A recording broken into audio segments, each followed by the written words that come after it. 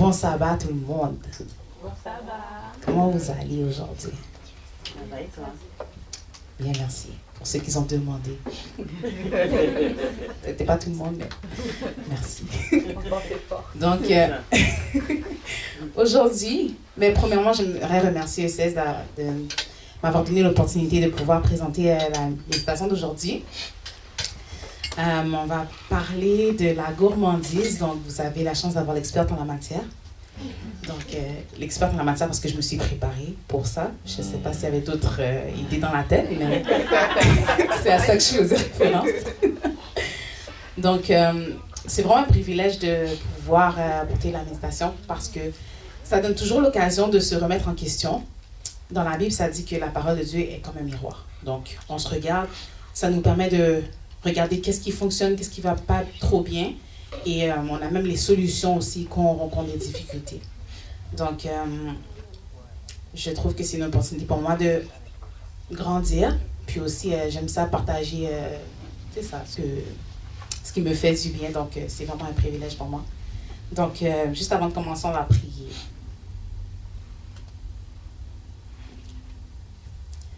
Céleste Père, mon Dieu, merci de ce que tu nous permets d'être ici ce matin. Je te demande de prendre le contrôle et de prendre toute la place qui t'est due. De parler à tes enfants, Seigneur, ce matin, à travers moi, de m'effacer complètement. Au nom de Jésus. Amen. Donc, la gourmandise. Prochaine diapo. J'aimerais commencer par l'histoire de Jacob et Ésaü. Est-ce que vous connaissez Jacob et Ésaü? Je vais quand même vous expliquer c'était qui. Donc, on a ici deux jumeaux. Ils sont issus de la même portée, mais pas des jumeaux identiques. Donc, Jacob est né après Ésaü, ce qui fait en sorte que Ésaü est l'aîné de la famille. Donc, vraiment, à cause d'une seconde de plus, ou de quelques minutes, il est l'aîné de la famille. Et à l'époque, quand on est l'aîné de la famille, il y a quand même beaucoup plus d'avantages. Aujourd'hui, quand on est l'enfant, le bébé de la famille, on a, la chance d'être chouchouté, donc on prend vraiment plus soin de nous, etc.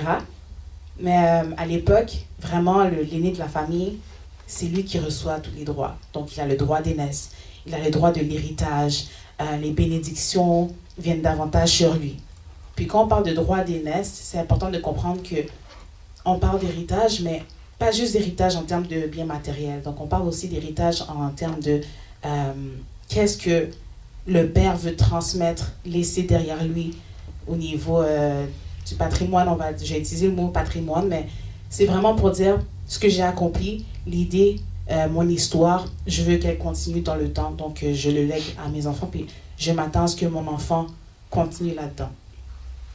Donc, on a ici, comme on l'a dit, deux frères. Et il y a, comme dans toute famille, il y a toujours, une petite... pas toujours, mais il y a souvent des tensions dans la famille.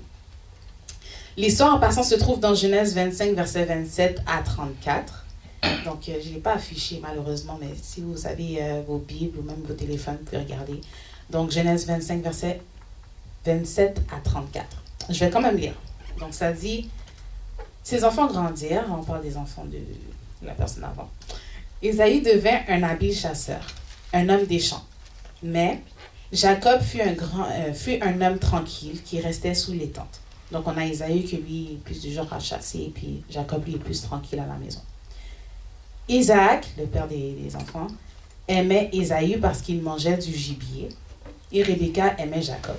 Donc là, il y a les parents qui ont déjà leur préféré. Je ne sais pas si vous reconnaissez ça chez vous, ça se peut que ça arrive. Ça se peut qu'ils ne vous le dites pas aussi, mais je pense que c'est très présent quand même. Donc, on continue. Donc, comme Jacob faisait cuire un potage, Ésaü revint des champs, accablé de fatigue. Et Ésaü dit à Jacob, « Laisse-moi, je te prie, manger de ce roux-là, car je suis fatigué. » C'est pour cela qu'on a donné à Ésaü le nom d'Édom. Jacob dit, « Vends-moi aujourd'hui ton droit d'aînesse. » Ésaü répondit, « Voici, je m'en vais mourir. À quoi me sert ce droit d'aînesse? » Et Jacob dit, « Jure-le-moi d'abord. » Il le lui jura. Et il vendit son droit d'aînesse à Jacob. Alors Jacob donna à Ésaü du pain et du potage de lentilles. Il mangea et but, puis se leva et s'en alla. C'est ainsi qu'Ésaü méprisa le droit d'aînesse. Est-ce que vous avez compris l'histoire? Donc là, Ésaü revient de la chasse, probablement, il est fatigué, il a faim. Puis il voit son frère Jacob qui est en train de faire son bol de lentilles. En passant, j'aime tellement la soupe aux lentilles, c'est une de mes soupes préférées. Donc je peux comprendre Ésaü. Okay? Ésaü est fatigué, il revient, et ça sent bon, il a faim. Là, Jacob est en train de faire son bol de lentilles, il dit « Donne-moi de la lentille. » Puis là, on se rappelle que dans cette époque-là, l'aîné a tous les droits. Donc là, Jacob, lui, il n'a pas le choix de tout faire pour bien réussir dans la vie. Donc là, il dit, tu sais quoi, je vais prendre l'occasion d'obtenir quelque chose de ça. Il a dit, Ésaü, vends-moi ton droit d'aînesse aujourd'hui. Et Ésaü, quand même, on parle de droit d'aînesse, on parle de héritage, on parle de bien matériel, mais on parle aussi de l'histoire de ses parents. Ésaü a dit, je vais mourir de toute façon, ça ne me sert à rien. Est-ce qu'on comprend que quand même, c'est la faim ou bien c'est l'envie de manger qui l'a poussé à dire ça?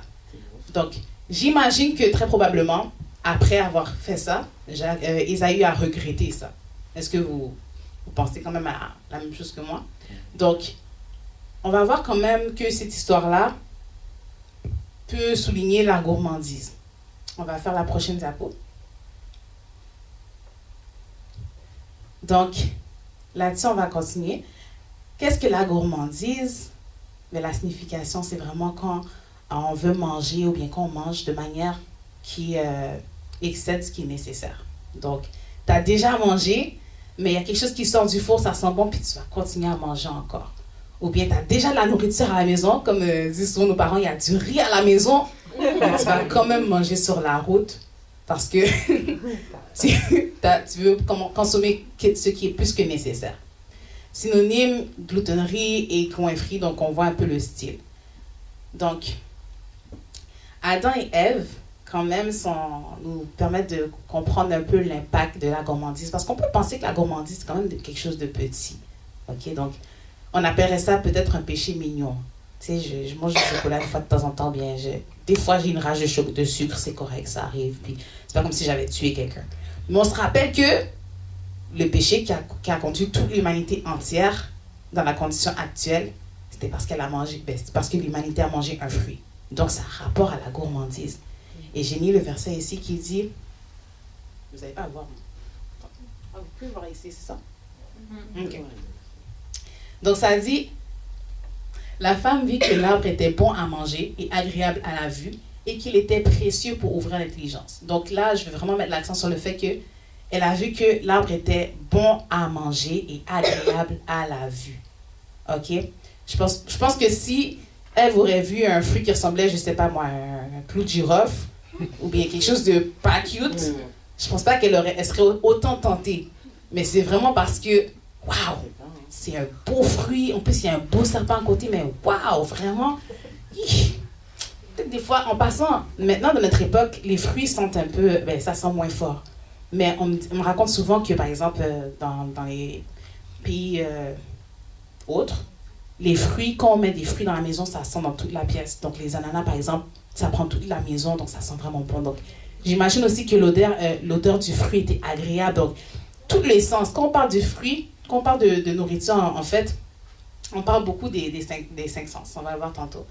Donc, bref, c'est parce que le fruit était agréable à la vue aussi que Adam et Ève ont été encore plus tentés de le manger. On ne va pas vraiment s'éterniser là-dessus, mais c'est plus pour montrer qu'il ne faut pas le prendre à la légère. Okay? Donc, on a un Dieu qui nous aime vraiment. Vous allez comprendre pourquoi j'ai mis l'image des beaux fruits et légumes. Si on remarque bien, Dieu nous a créés pour qu'on soit heureux. Tout nous fait, tout ce qui est naturel fait du bien. C'est-à-dire, les fruits, les légumes, c'est de toutes sortes de couleurs, c'est évident, c'est beau, les arbres, les noix, bref. Tout ce que Dieu a créé, on voit que ça a vraiment été fait pour notre bonheur puis pour notre plaisir aussi. Par contre, il faut faire attention parce que ça demande un équilibre. Donc, le bonheur, c'est aussi avoir un sens d'équilibre. Et pour avoir un sens d'équilibre, il faut suivre les lignes directrices que Dieu nous donne. Donc là, on parle de ses commandements. Je ne l'ai pas écrit dans ma diapositive, mais il y a un verset qui se trouve dans 1 Corinthiens 6, verset 19 à 20, qui dit qu'on est le temple de Dieu. Donc, on est le temple du Saint-Esprit. Ça veut dire qu'on doit faire attention à comment on traite notre corps. Donc, il y a souvent un dicton qui dit un esprit saint dans un corps saint.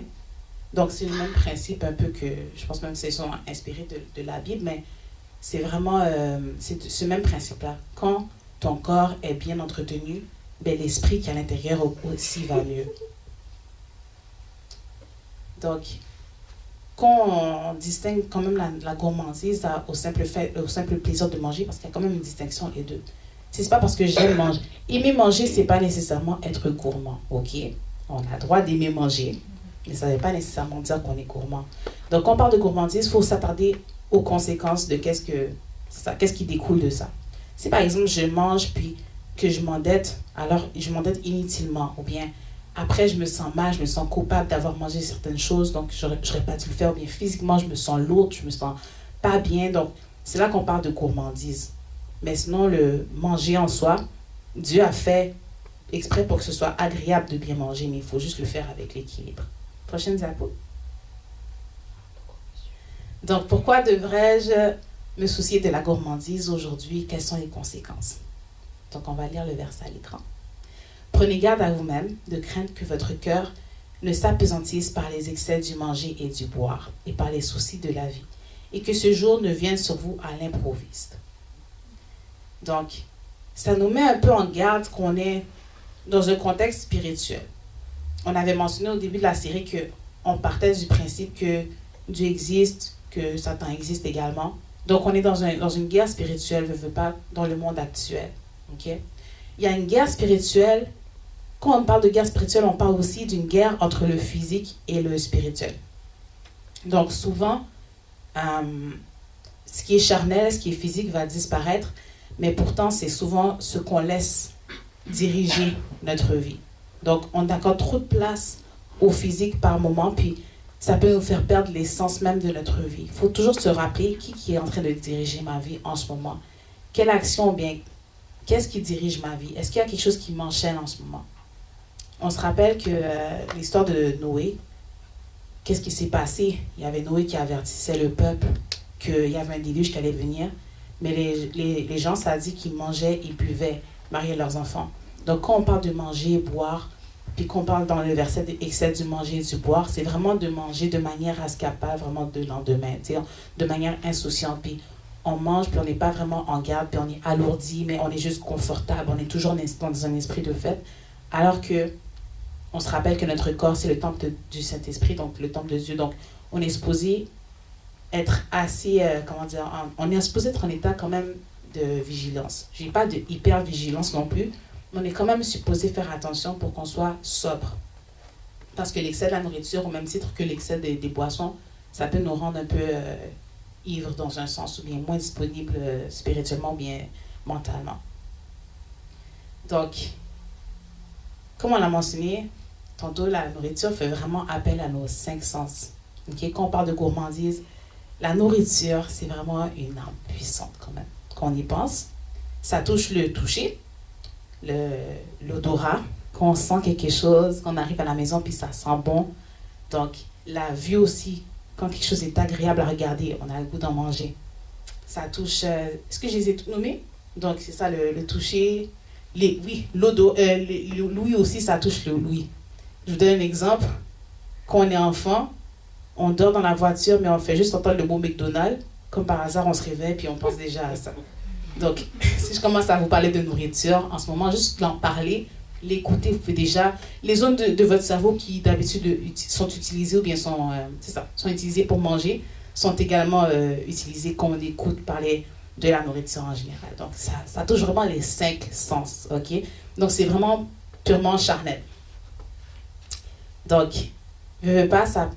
Les conséquences aussi de la gourmandise, c'est sûr qu'on parle aussi d'un point de vue de santé physique. Quand on mange trop, ça entraîne un déséquilibre dans notre corps, on peut prendre un surpoids, on peut mal dormir, on peut avoir de l'hypertension, donc il y a de l'excès de lipides qui s'accumulent dans les vaisseaux sanguins, etc. Donc, Bref, ça fait dommage pour le corps. Okay? Donc, quand on affecte le corps, ça... Oh non, pas encore. Ouais. Dès que ça affecte le corps, ça affecte aussi le point de vue spirituel. Donc, j'aimerais ça faire un lien quand même avec le jeûne. Donc, on se rappelle Jésus. Je dis on se rappelle, mais je vais quand même l'expliquer. Donc, à un moment donné, Jésus jeûnait. Le jeûne, ça illustre un peu ce qu'on veut dire par le fait que la nourriture est charnelle, il faut faire attention à ça. L'importance de jeûner, c'est vraiment d'affamer la chair et de nourrir l'esprit. C'est ça le but premier de quand on jeûne en général. Donc, on s'empêche de manger, mais on ne fait pas juste rester là sans manger puis attendre que les heures passent. Techniquement, quand on jeûne, quand on fait un vrai jeûne, on nourrit son esprit. Donc, on passe du temps en prière, on passe du temps vraiment à chercher Dieu à travers sa parole, on passe du temps dans la nature. Donc, on cherche vraiment à nourrir l'esprit en nous, parce que souvent, quand on accorde trop d'importance à la chair, mais ça fait un déséquilibre. Moi, généralement, quand je fais un jeûne, je ne fais pas nécessairement un jeûne en me privant de nourriture.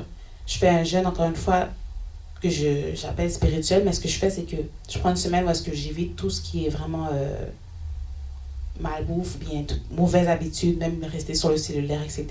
Donc, tout ce qui est charnel, donc tout ce qui fait en sorte qu'on est enchaîné, je tends à l'enlever. Puis par la suite, j'essaie de me consacrer plus à ce qui est santé. Donc, plus de manger des fruits, des légumes, boire plus d'eau. Donc, ça aussi, ça peut être une forme de jeûne.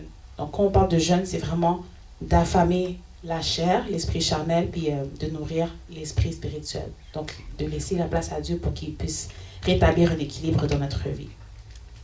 On peut avancer. Donc, on va lire le verset à l'écran. Et l'affection de la chair, c'est la mort, tandis que l'affection de l'esprit, c'est la vie et la paix.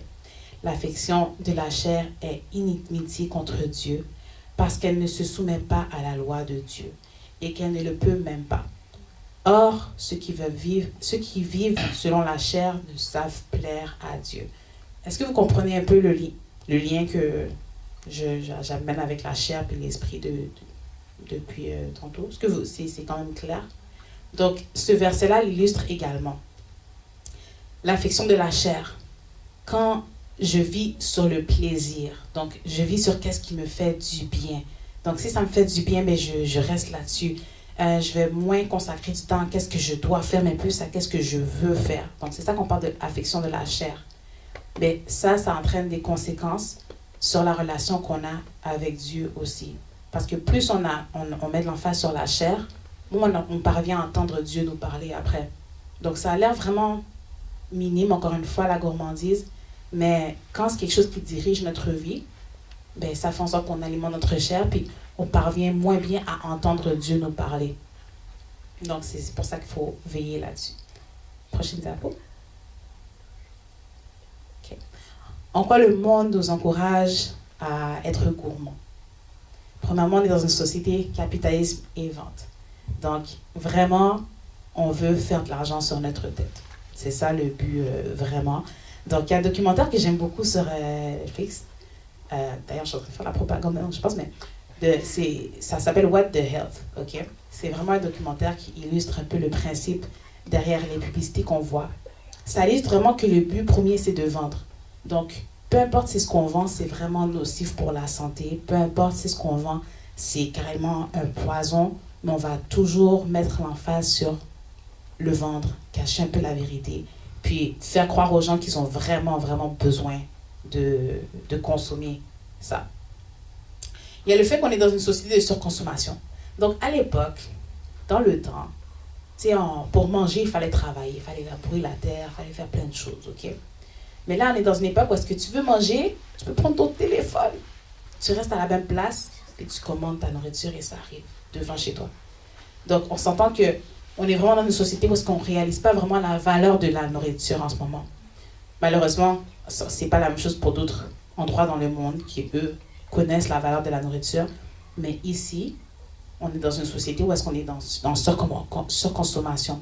Donc, par exemple, les œufs, ça a l'air anodin, mais on en mange presque à tous les jours maintenant, tandis qu'avant, un œuf, ça peut faire la semaine. On l'utilisait pour faire toutes sortes de choses, pour faire la pâte, etc. Mais maintenant, commande des douzaines d'œufs par semaine, puis on s'alimente avec ça.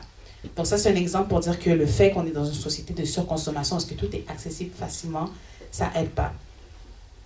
Il y a aussi le fait que le monde nous rend intolérants à la critique.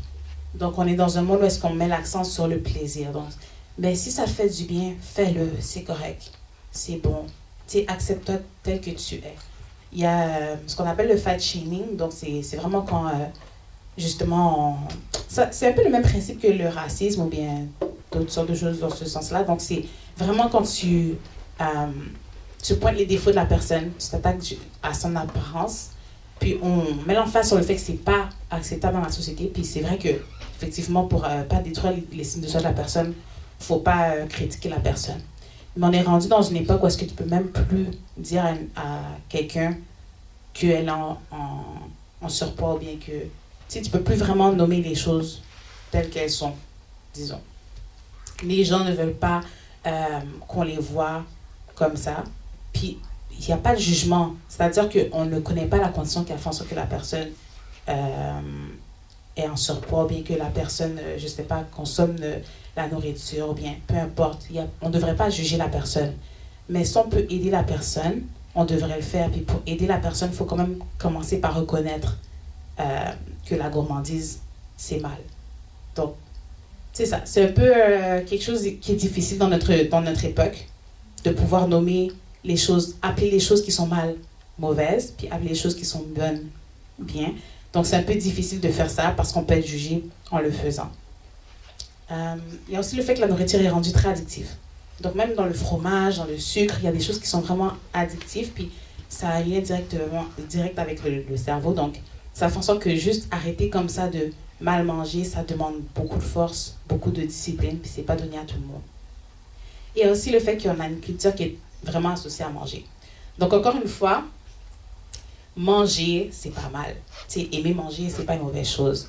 Faire la fête ensemble, puis manger, c'est correct. Même Jésus, il mangeait avec ses disciples, etc.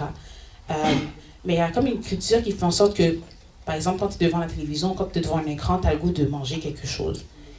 Par exemple. OK? Donc ça fait en sorte que ça fait un cercle vicieux parce que quand tu es devant un écran, tu veux manger. Quand tu manges, tu veux être devant un écran. Fait que là, on est comme un peu... c'est ça, on est dans un cercle vicieux. Donc, il y a le fait que quand tu veux voir ton ami le soir, qu'est-ce qu'on fait? On va manger quelque part. Parce que on dirait que c'est tellement plus facile de juste toujours inclure la nourriture dans tout ce qui est social et agréable.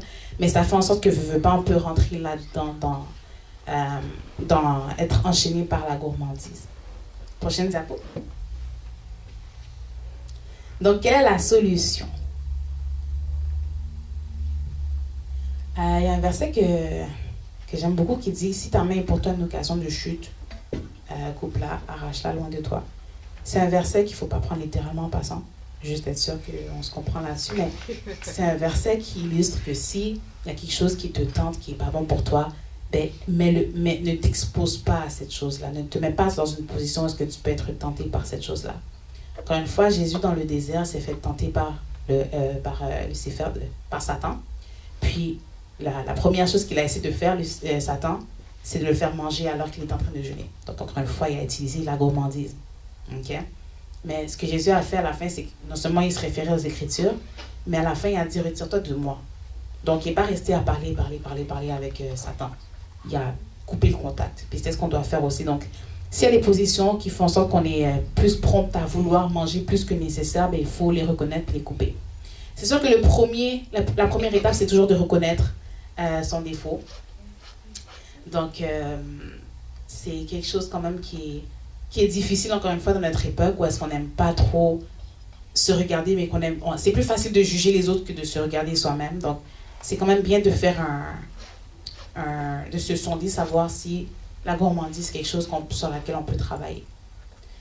Solution, il y a aussi la tempérance, donc ce qui est équilibre. Encore une fois, le but, c'est pas de se priver de bien manger puis de savourer la nourriture, mais c'est vraiment juste d'avoir un équilibre. Donc, il y a aussi le fait qu'il faut éviter de couper sans alternatives qui sont saines. Je donne un exemple. Vous avez l'habitude de toujours manger du chocolat. Puis vous dites, OK, tu sais quoi, je veux juste plus en manger parce que c'est pas bon pour moi. Puis je tombe dans un cercle vicieux à chaque fois. ben juste de couper ça sec, ça ne va pas être une bonne idée. Pourquoi? Parce que vous allez créer un manque et vous allez vraiment endurer le plus longtemps possible sans le manger. Mais dès que vous allez revoir le chocolat ou bien dès que vous allez retomber dans un contexte avec le chocolat, ben, vous allez vouloir tomber dedans, puis la condition va être pire que la première. Donc, la nature a horreur du vide. Quand vous vous privez de quelque chose sans remplacer par quelque chose, par un comportement alternatif, ben, ça fait juste créer un vide, puis ça va faire en sorte que votre condition va être pire que la première. Okay? Donc, c'est important d'avoir des alternatives saines. Si vous voulez arrêter de manger des choses qui sont mauvaises, donc les excès de sucre, ben, remplacez-les par des fruits. Si vous voulez arrêter de manger, je ne sais pas moi, des choses qui sont trop salées, ben, remplacez-les par des arachides ou peu importe. Vous voyez ce que je veux dire? Donc, essayez de trouver une alternative qui est saine. Ne faites pas juste couper pour couper. Okay? Donc, essayez de trouver un équilibre. Il y a le mode de vie sain. Donc, évitez de s'affamer. Ce qu'on fait souvent, c'est qu'il y en a qui ne déjeunent pas le matin, puis je ne juge pas, c'est correct. Mais ce que je veux dire, c'est que on a toutes nos habitudes de vie. Je donne un exemple, il y en a qui ne mangent pas toute la journée puis qui mangent tard le soir. Donc, c'est bien d'avoir des habitudes qui sont saines. Par exemple, préparer son lunch. je me souris à moi-même parce que des fois, c'est pas toujours, facile. Mais préparer son lunch pour aller travailler ou pour faire nos activités. Prévoir déjà ce qu'on va manger de manière équilibrée, saine. Bien dormir aussi, parce que quand on est fatigué, des fois, ben, ça peut jouer sur notre alimentation aussi. Faire de l'exercice, parce que encore une fois, quand on est oisif, ben, ça a un impact aussi sur ce qu'on mange. Donc, vraiment, toutes les habitudes saines s'inter-influencent. Si, par exemple, je veux bien manger, ben, je vais avoir le goût de mieux bouger, donc de mieux utiliser mon mental. Même chose, si je suis plus du genre à manger mal, ben, j'aurai moins le goût après ça de bouger. Donc, il faut vraiment avoir un équilibre dans nos habitudes de vie. Ensuite, il y a le jeûne, on en a parlé tantôt. Donc, quand vous trouvez que vous êtes en période de déséquilibre, si on a parlé de gourmandise, mais ça peut être aussi relié à autre chose que la nourriture. Parce qu'on parle beaucoup d'intempérance quand on parle de gourmandise. Donc, je peux faire un lien vraiment facilement avec tout ce qui nous rend addicts en général. C'est bien de faire un jeûne. Donc, de prendre une pause, puis de retrouver un équilibre en nourrissant notre esprit davantage et en affamant la chair. Il y a aussi identifier le véritable besoin derrière la gourmandise. Parce que des fois, on est gourmand parce que, par exemple, on est stressé. En psychologie, il y a un lien qui est fait entre la nourriture et la source de réconfort, parce qu'on dit que ben, quand on était enfant, par exemple, puis que l'enfant pleurait, ben, il recevait le lait de sa mère. Donc, la bouche est stimulée à ce moment-là, puis il y a une source de réconfort, donc on peut facilement associer réconfort à stimulation avec la bouche. D'ailleurs, c'est pour ça qu'il y en a qui rongent leurs ongles, il y en a qui vont manipuler beaucoup. La bouche va être utilisée lorsqu'on est anxieux par moment. Donc, quand on est stressé, anxieux, ben, ça peut faire en sorte qu'on a besoin de se réconforter avec la nourriture. Moi, par exemple, ok, je ne vais pas donner l'exemple, mais...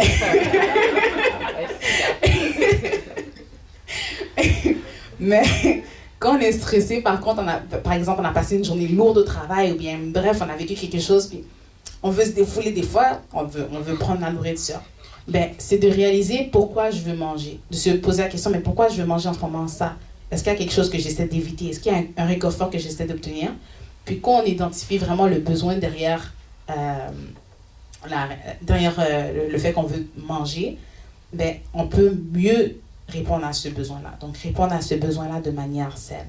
Par exemple, si j'ai besoin de réconfort, ben, à la place de manger, là, je peux prendre un temps, prier là-dessus, en parler à Dieu, ou bien appeler quelqu'un, en parler, ou bien si je peux prendre une marche, ou bien je peux réfléchir à ça. Vous voyez ce que je veux dire? Donc, identifier le besoin derrière la gourmandise. Il y a aussi le fait de réfléchir et d'anticiper le résultat. Excusez-moi, je ne vais pas de loin.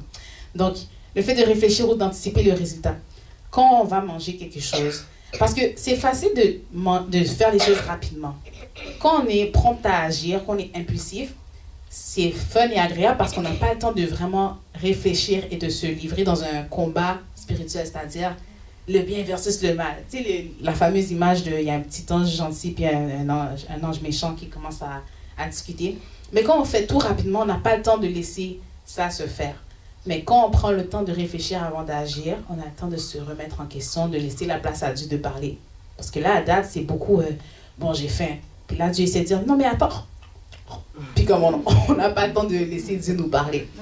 Mais si on dit, ah, j'ai faim. Non, mais attends. J'attends. Puis là, il dit, oui, mais il y a du riz à la maison. Ah, ok. Vous voyez ce que je veux dire?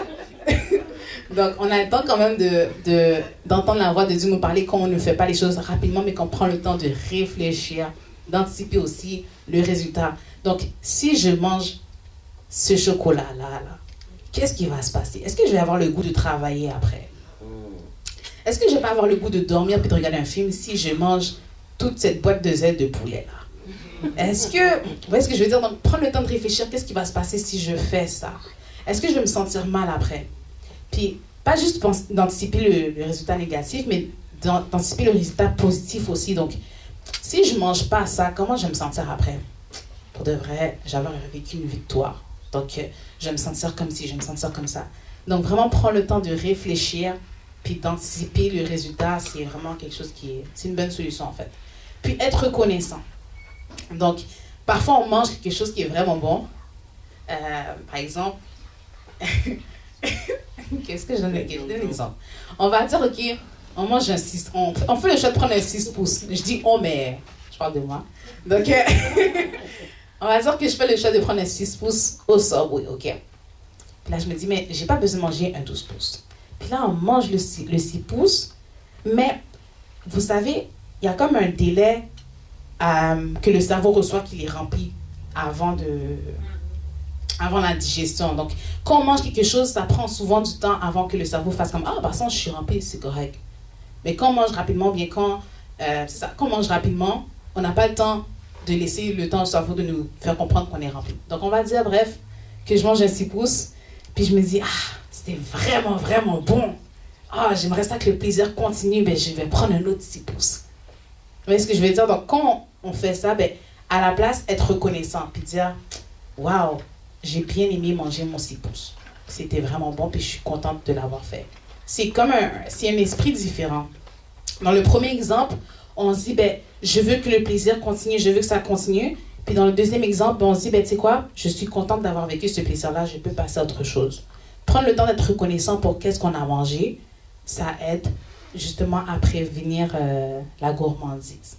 Donc, essayez de faire cet exercice-là. Ben, tous ces petits moyens-là, je vous invite à essayer de les faire puis à me revenir là-dessus.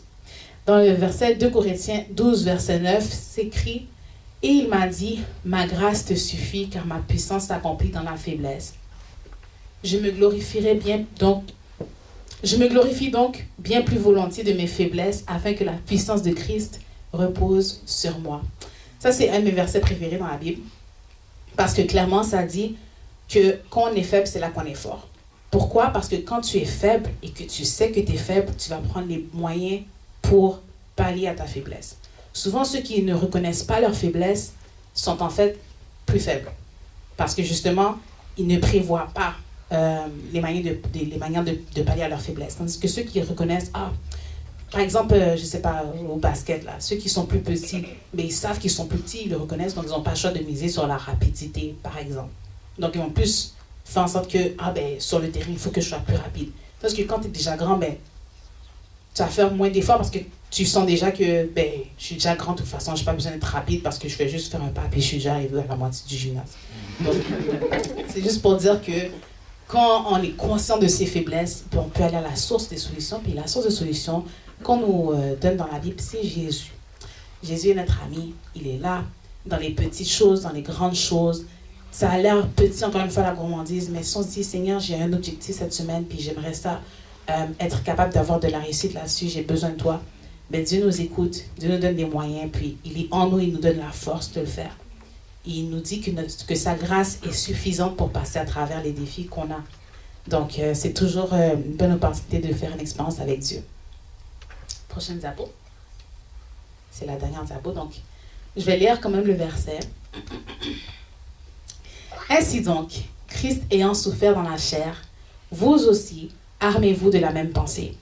Car celui qui a souffert dans la chair en a fini avec le péché, afin de vivre non plus selon les convoitises des hommes, mais selon la volonté de Dieu, pendant le temps qu'il lui reste à vivre dans la chair.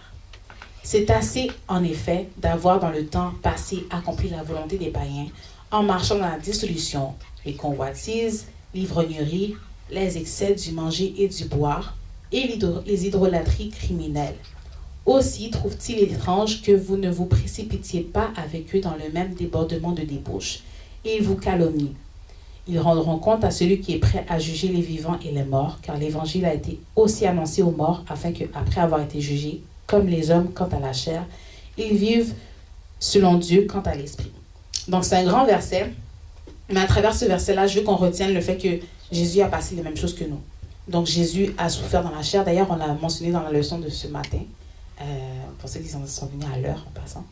Donc on a parlé de ça, donc on a parlé du fait que Jésus, il a passé le test, donc il s'est fait chair, il est venu sous forme humaine. Donc lui aussi, il a été tenté par la nourriture, puis par les excès du manger et du boire, mais il a subi tout ça en ayant la victoire pour que justement cette victoire-là soit atteignable pour vous et pour moi. Donc on peut s'accrocher sur Jésus qui a passé au travers les mêmes choses que nous.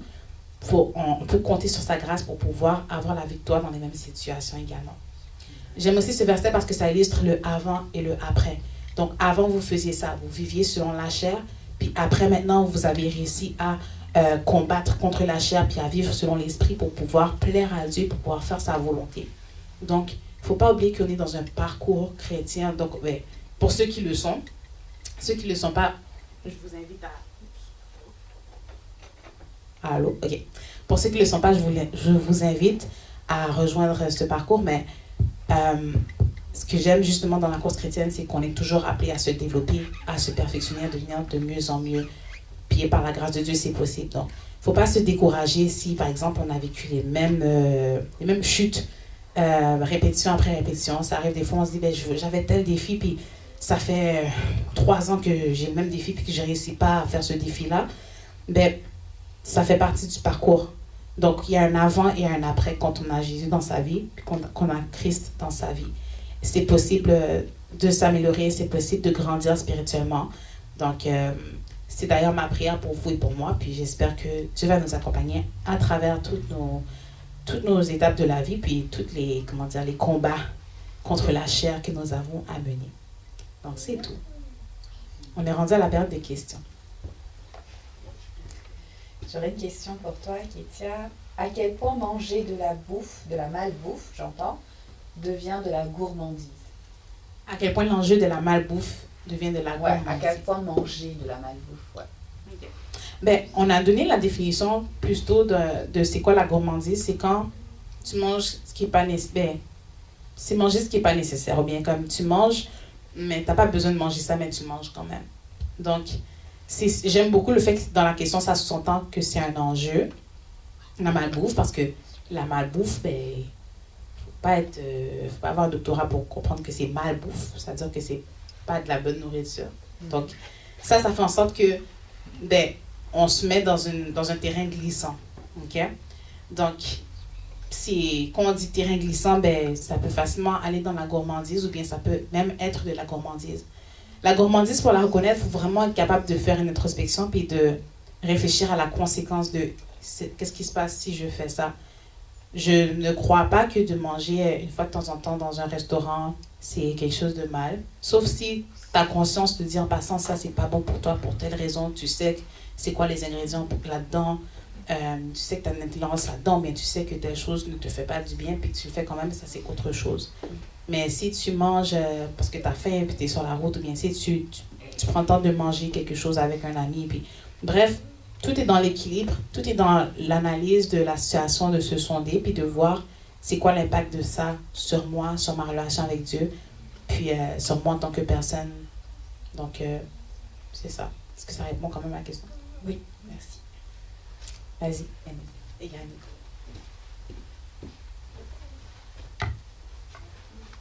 Merci. Déjà, c'était super, merci. Et ensuite, j'ai une question parce que, imaginons, là, alors, j'ai déjà des éléments de réponse. Je vais te les donner, tu me donneras ta réponse quand même. Je pense que c'est le catholicisme qui catégorise la gloutonnerie comme un des 7 péchés capitaux. Mais quand moi je parle avec quelqu'un qui est catholique ou qui est pas croyant, c'est pas dans les 10 commandements. Là, la gloutonnerie, on a vu, je pense qu'il y avait la série sur les 10 commandements, c'est écrit nulle part, puis est-ce que c'est pas comme inventer un péché, ou est-ce que c'est... Où est-ce qu'on se situe, nous, en tant qu'adventistes, sur la question, ou en tant que chrétiens, tout simplement? Et comment est-ce qu'on peut catégoriser... Est-ce qu'on considère que glouton, c'est un péché? Alors moi, je pensais à les enfants d'Israël dans le désert qui ont tellement demandé la viande alors qu'ils avaient à manger. Puis, tu as parlé de la notion de réconfort. Donc, oui, effectivement, ils ont cherché ce réconfort-là dans la viande, plutôt que... Enfin, dans l'idée de la viande, plutôt que en Dieu. Il y a Nabal qui a tellement mangé. Il s'est étouffé, mais c'était une forme de contrôle pour lui de montrer que je suis riche, je peux faire absolument ce que je veux. Mais c'est beaucoup, extrapolé peut-être pour quelqu'un. Donc, où est-ce qu'on se situe? Est-ce que la gourmandise, c'est un péché finalement? Est-ce que c'est une question de salut? J'aime beaucoup la question. Donc, j'avoue que je ne l'ai pas mentionné, mais on est dans une série en fait des 7 péchés capitaux. Puis c'est inspiré justement de ça. Donc, on va voir dans les prochaines semaines les 7 péchés capitaux. Puis la gourmandise, c'est inscrit là-dedans justement. Le catholicisme avait mis ça de l'avant.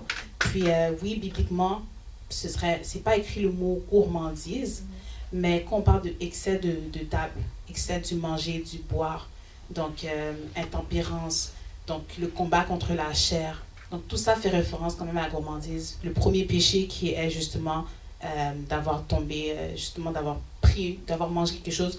Puis, tu sais, justement, le premier péché, Dieu a dit, je te donne tout le reste à manger. Il y avait littéralement un gros champ avec plein d'autres options.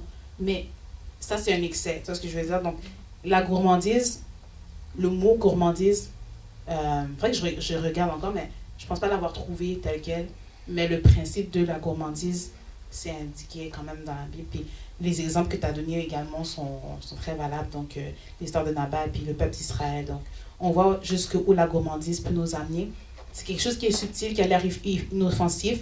Puis, si c'est par ça que l'humanité est tombée, puis si c'est par ça que Satan lui-même a essayé de tenter Jésus dès sa première occasion, on se rappelle la tentation dans le désert, c'était vraiment tout de suite, si tu as faim, fais ça. Tu vois ce que je veux dire? Donc, il a utilisé ça quand même. Donc, ça nous indique quand même qu'il y a un impact qui peut être grave pour notre salut personnel en tant que chrétien. Ça faisait... c'est un peu pour rajouter sur la question de Yanitza. Donc, l'excès de table, c'est sûr que c'est pas écrit en soi que c'est un péché, mais je pense que si on parle d'un vrai bon excès, là, ça nous indispose un peu à faire n'importe quoi d'autre. Si vous pensez à la dernière fois que vous avez vraiment mangé excessivement, puis que vous étiez comme dans un genre de coma, après, incapable de bouger, incapable de faire quoi que ce soit, tu veux juste dormir, genre. Donc, ça nous indispose. Puis, je vois ça aussi comme si on est capable de travailler cette discipline-là, mais on est aussi capable de travailler une discipline spirituelle. Si tu es capable d'être raisonnable dans ce que tu manges, ce que tu ne manges pas, etc., ben, tu peux aussi développer une bonne discipline spirituelle. Puis aussi, Ketia, tu nous avais donné des solutions tout à l'heure, et j'ai pensé à une chose. Tu sais, on sait tous à quoi on est attaché. Okay, c'est peut-être pas la même chose pour chaque personne, mais je pense qu'une solution, c'est d'essayer de ne pas amener ça chez toi. Dans le sens que, oui, c'est sûr, tu peux toujours aller acheter, tu peux toujours commander, mais quand c'est chez toi, c'est un autre niveau de comme, j'ai pas besoin de faire d'efforts pour l'avoir. Au moins, il faut que tu fasses un effort, là. Comme, il faut que tu sortes de chez toi pour aller le chercher. Quand l'affaire est déjà chez toi, c'est comme, c'est trop facile. C'est ça. Merci. Est-ce qu'il y avait d'autres questions? D'autres commentaires? Ah oui. Ma question c'est comment est-ce que je sais quand je suis rassasié versus gourmand? Rassasié. Comment est-ce que je sais que je tombe dans la catégorie? Est-ce qu'il y a des trucs ou des choses qui peuvent nous permettre de mieux cibler quand on va trop loin? Je crois qu'il faut vraiment être à l'écoute, encore une fois, de notre conscience, de Dieu qui nous parle à travers notre conscience. Parce que justement, on est dans une époque où on est toujours bombardé. Soit on a de la musique dans les oreilles, soit on écoute quelque chose. On est rarement vraiment en contact avec notre conscience. On n'aime pas trop le vide, on n'aime pas trop le silence. Mais prendre le temps d'être conscient de notre conscience, déjà, ça va nous aider pour reconnaître, distinguer c'est quoi être rassasié versus c'est quoi être gourmand. C'est vraiment ça. Tu sais, Dieu nous donne vraiment des lignes directrices. Puis comme on l'avait vu aussi dans les semaines d'avant, il va nous donner quand même un champ de liberté, mais il va nous donner un cadre, des limites à ne pas franchir. Donc c'est d'être conscient de ces limites-là, de réfléchir à la gourmandise. Est-ce que si je mange ça, ben, ça va avoir un impact sur moi après, ou bien pourquoi je le mange, donc se questionner. Donc vraiment prendre le temps de s'analyser puis de réfléchir avant d'agir. Mais d'être rassasié, vraiment, on connaît notre corps. Ben, je dis on connaît notre corps, mais ça se peut que ce soit difficile des fois de connaître justement parce qu'on a un mode de vie difficile puis on mange, qu'est-ce qu'on peut manger selon le contexte du temps. Mais c'est important de connaître son corps. Donc de vraiment voir qu'est-ce qu'on a besoin. Par exemple, la taille va influencer la proportion de ce que tu peux manger. L'activité, oui, l'activité de la journée. Donc, par exemple, si vous passez la journée assise dans un bureau, vous n'avez pas besoin de manger autant que quelqu'un qui travaille dans un chantier de construction du matin au soir. OK? Donc, il y a d'autres pays où est-ce qu'ils mangent lourd, mais en même temps, ils traversent des kilomètres pour aller au travail ou bien à pied. Donc, ça dépend du contexte où est-ce qu'on est. Puis, à partir de là, on peut se faire une idée sur qu'est-ce qu'on a vraiment besoin pour être rassasié.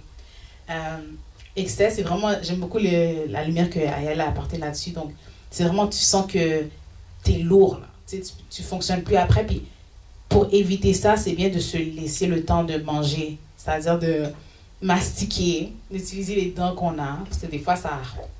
Donc, prendre le temps de mastiquer. Je dirais même masticailler, OK, la nourriture. Juste pour prendre le temps, là, OK, de bien manger. Puis de laisser le temps, justement, notre corps d'envoyer un signal au cerveau pour dire en passant, t'es correct pour la journée, c'est correct, tu peux passer à autre chose. On a d'autres choses à faire que de manger. Donc, c'est vraiment d'être à l'écoute de son corps, puis de réfléchir, d'anticiper, ça va être quoi le résultat de l'action qu'on veut faire, d'après moi. OK. Est-ce qu'il y avait d'autres questions? OK, donc ça fait le tour. Donc, un grand merci pour l'écoute. Que Dieu nous donne la victoire, j'ai prié. Puis, ce sera tout.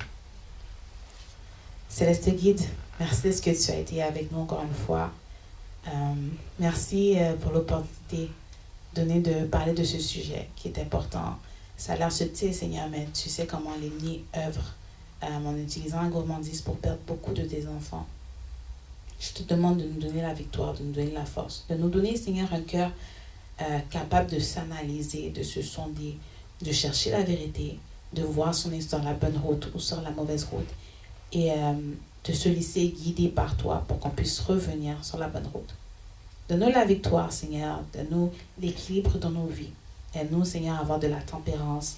Aide-nous à être à l'écoute de l'esprit qui vit en nous, Seigneur. Et aide-nous à ne pas nous laisser diriger par notre chair dans les petites choses de la vie. Fais-nous grâce, pardonne nos fautes, nos péchés. Et renvoie-nous avec ta paix. Au nom de Jésus. Amen.